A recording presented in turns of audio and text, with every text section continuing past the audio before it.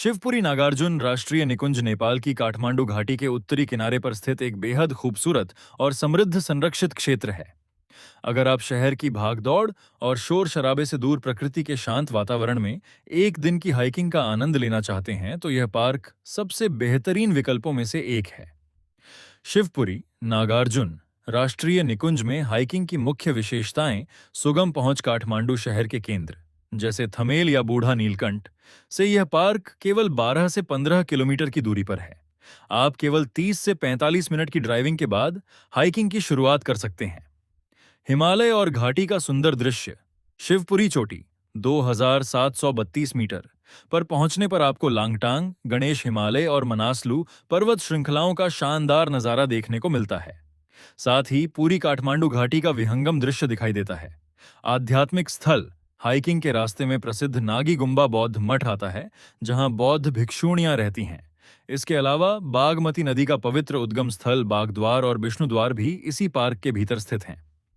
जैव विविधता okay, pine और लालीगुरांस के घने जंगलों से घिरे इस पार्क में 300 से अधिक प्रजातियों के पक्षी, दुर्लभ तितलियां, लंगूर, हिरण और तेंदुए पाए जाते हैं।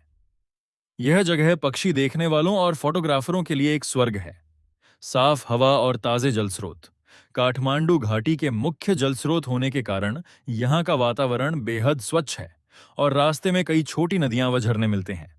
यात्रा का अनुभव कैसा रहता है? सुबह बूढ़ा नीलकंठ मंदिर के दर्शन करने के बाद राष्ट्रीय निकुंज के मुख्य द्वार से प्रवेश किया जाता है। रास्ते में जंगल की छायादार पगडंडियों और सीढ़ियों से होते हुए पहले नागी गुम्बा और फिर बागद्वार पहुंचते हैं। शिखर पर पहुंचकर ठंडी हवा और हिमालय के दृश्यों का आनंद लेने के बाद दोपहर तक आसानी से वापस उतरा जा सकता है। अगर आपके पास नेपाल में ट्रैकिंग के लिए ज्यादा समय नहीं है, तो शिवपुरी नागार्जुन राष्ट्रीय निकुंज में एक दिन की हाइकिंग प्रकृति और अध्यात्म का सबसे सुखद अनुभव प्रदान करती है। मेरा नाम है सोनू कुशवाहा। क्या आप शिवपुरी गए हो? कमेंट में जरूर बताना। मिलते हैं अगले ब्लॉग में। तब तक के लिए बाय बाय दोस्तों।